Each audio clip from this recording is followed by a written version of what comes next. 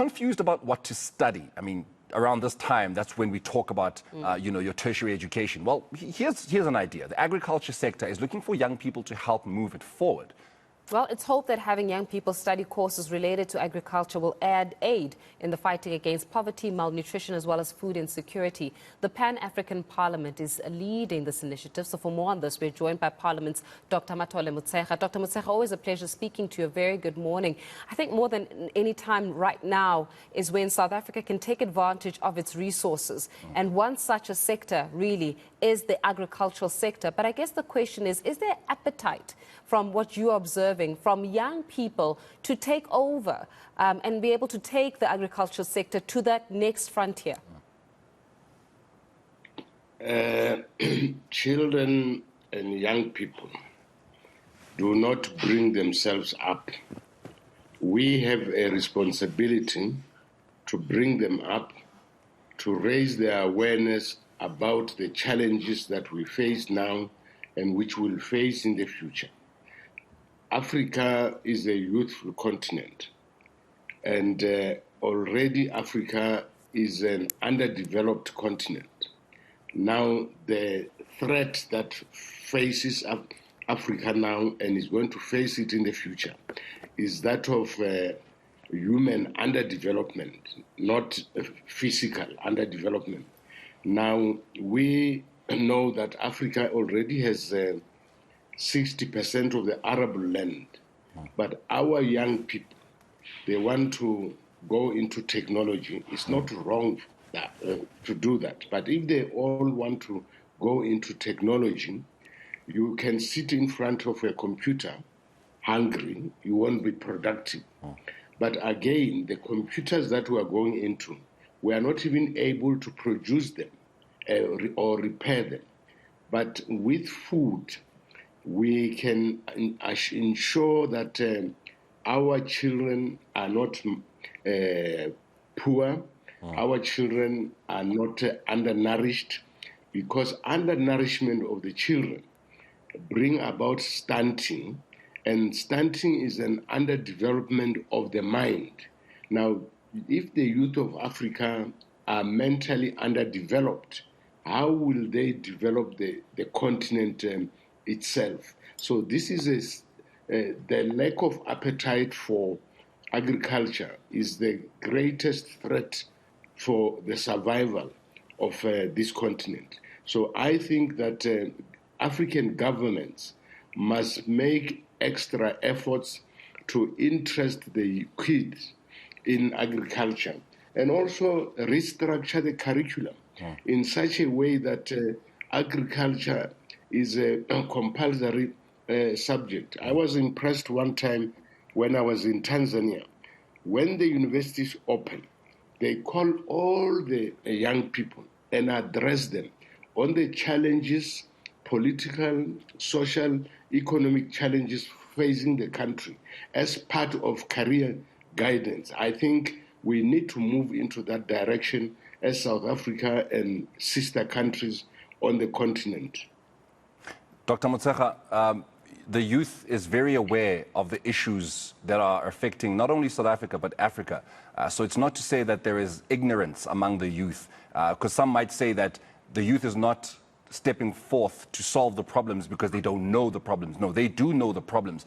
But I think you might agree with me in that the shock factor, the youth has become very desensitized to it. You're telling them that, if you don't get interested in agriculture, I mean, and maybe trying to create that food, to end that poverty and malnourishment, you will not be able to function properly and to your optimum, with the technology that interests you more. So therefore, my question to you becomes, yes, it is the elders and perhaps the government's responsibility to make agriculture interesting to the youth, but how then are you going to do that? Because it's a matter of to try and shock them and give them all the devastating statistics.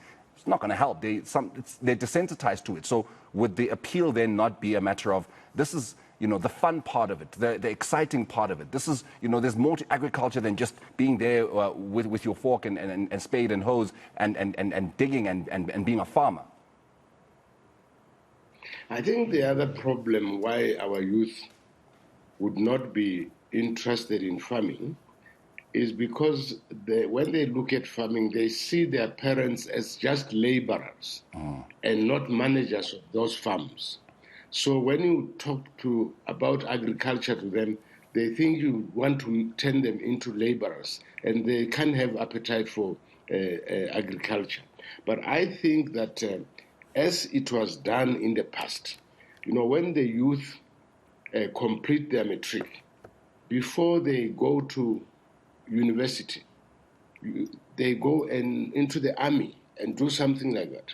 We could even consider such a possibility that the curriculum must be strengthened on agriculture, but also there must be other opportunities created that when you pass matric, you are not just going to university to get a paper called a degree and then you graduate. There must be some streams that force these kids, because agriculture is not in the personal interest of the youth. It is in the national interest. And so the youth must be taught not to be selfish, look at themselves and what they want for themselves.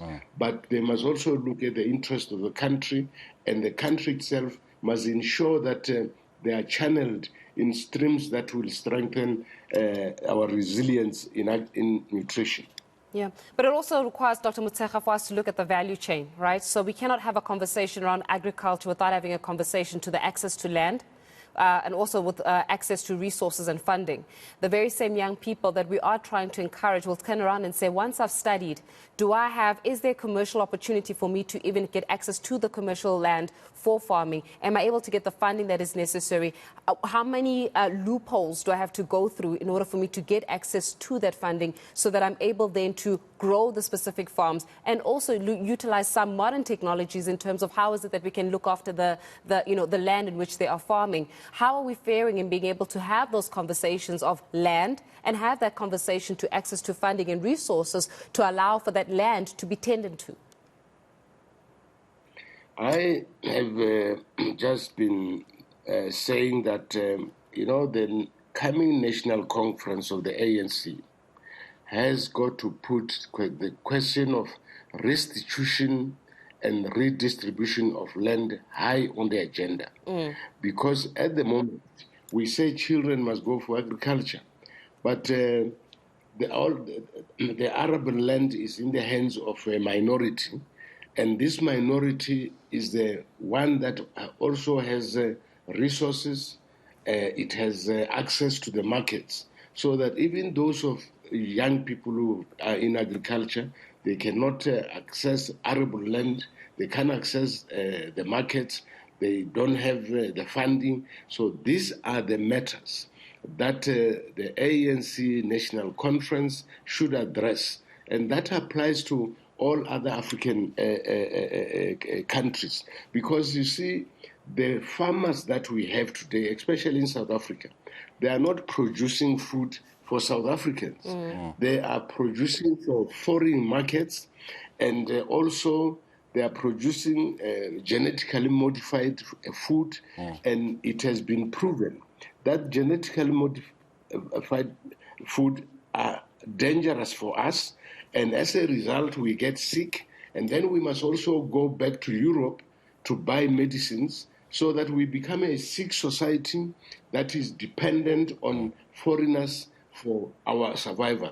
It has been observed that during the COVID pandemic, rural Africa, people survived because of the type of food that they eat, because this African food has built resilience in their bodies. So they didn't have to depend on these medicines that come from the West, which arrive in Africa when they are already about to expire, and therefore create more problems. So this call by the African Union and the Pan-African Parliament on the youth is really about the survival of the young people who are our future, also the survival of ourselves as African people, because unless we begin to become self-reliant in food production, in creation of markets, and making resources available in terms of the Maputo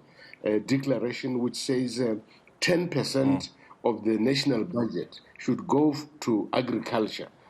So our governments must wake up and know that they are dealing with an issue about the survival of the continent and its people.